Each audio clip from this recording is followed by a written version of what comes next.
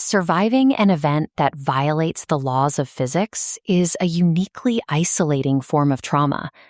When the evidence of your eyes contradicts everything the world knows to be true, you are left to carry a reality that no one else is equipped to believe. In the fall of 2013, a 17-year-old girl was riding the remote dirt back roads of West Texas. Her boyfriend Tyler was driving, and his younger brother Mason was in the passenger seat. The brothers had been drinking all evening, and out in the middle of nowhere, with no streetlights and miles of empty road, they were simply killing time. Looking through the rear window, she noticed a pair of headlights far behind them. The only thing that stood out was how high they were, as if they belonged to a massive lifted pickup. But as they watched, no vehicle outline emerged, just two blindingly bright lights floating in the pitch black. Tyler stopped the truck in the middle of the road. The lights behind them stopped perfectly 50 yards back. Then, without a word, Tyler floored the gas. He pushed the truck to 90 miles an hour down curving, gravel-covered hills, but the headlights never fell behind. They maintained a precise, effortless pace, gliding behind them at dangerous speeds. Tyler stared in the rearview mirror and yelled that they couldn't let it get behind them. Mason reached behind the seat, grabbed a shotgun, and leaned out the passenger window, shouting that he was aiming for the tires. Tyler yelled back, "You know that's not going to work." Neither brother asked who was following them or what they wanted. They simply reacted with a frantic desperation that suggested they already understood traditional defenses were useless. Mason fired twice into the dark. The headlights didn't swerve or brake. Instead, they closed the 50-yard gap in a single instant first, violently rear-ending the truck. The vehicle slid sideways, spinning off the road and slamming into a tree before everything went silent. When she regained consciousness, the truck was a wreck. Tyler was slumped over the steering wheel, and Mason was gone. She crawled out of the passenger side and looked up. 30 feet in the air, Mason's mangled body was hovering in the sky. He wasn't caught on a branch or supported by any structure. He was simply suspended in the air, held directly above those motionless, glowing headlights. By the time she woke up in the hospital the next afternoon, the authorities had already finalized their report. Because Tyler and Mason had high blood alcohol levels, the police concluded it was a standard high-speed collision. The girls' accounts of the floating lights and the hovering body were noted by doctors as hallucinations brought on by a severe concussion. The official conclusion relied on the total absence of physical evidence. There were no skid marks from a pursuing vehicle, no opposing paint transfer on the bumper, and no debris from a second truck. The physical footprint of whatever chased them had vanished, leaving her to live with a truth that the physical world refused to acknowledge. In the summer of 1989, a group of children in a small Honduran village encountered a different kind of spatial anomaly. It was a brutally hot afternoon, and 8 or 9 kids were playing tag around a raised concrete platform near the edge of the village, mostly left to themselves while the adults stayed out of the heat. A heavy thud echoed across the playground as a human torso, missing all its limbs, violently slammed onto the concrete platform. As the children stood frozen, an arm fell from the sky, followed by a leg.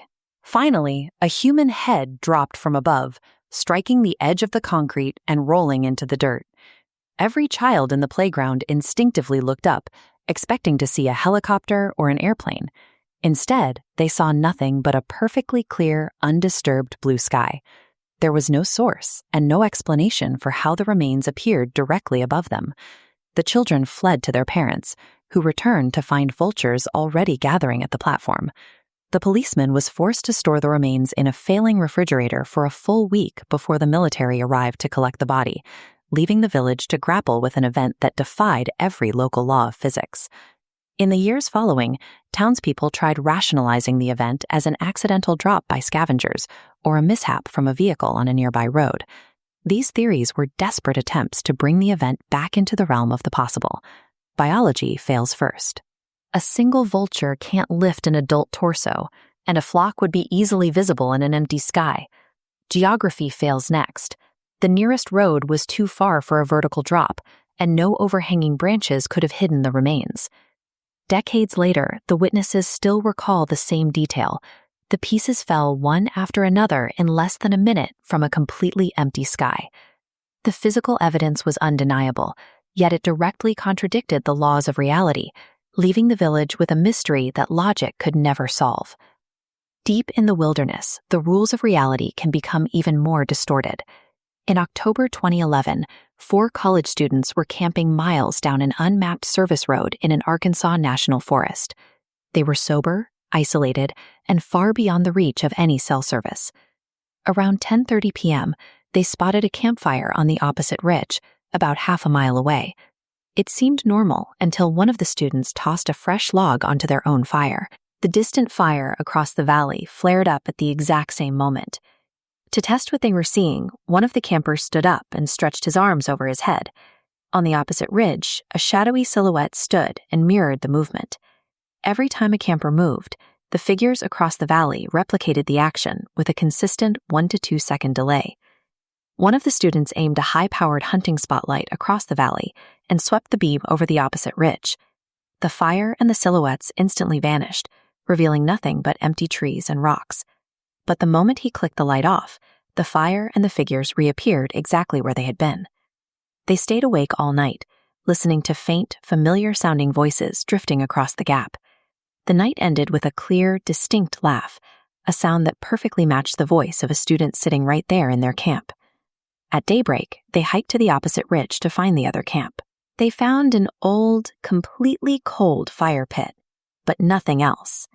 There were no footprints, no trash, and no evidence that anyone had been standing there the night before. They returned to their truck and began packing to leave. As they loaded the last of their gear, they looked back across the valley one last time. Sitting perfectly still around that empty, cold fire pit were 4 dark, human-shaped silhouettes, watching them from the ridge. Human beings rely on the certainty that our senses provide an accurate map of the world. But when the universe deviates from its own rules, it leaves the witness trapped in a reality they can never prove. That isolation, the weight of an impossible, unprovable truth, is where the real terror lives.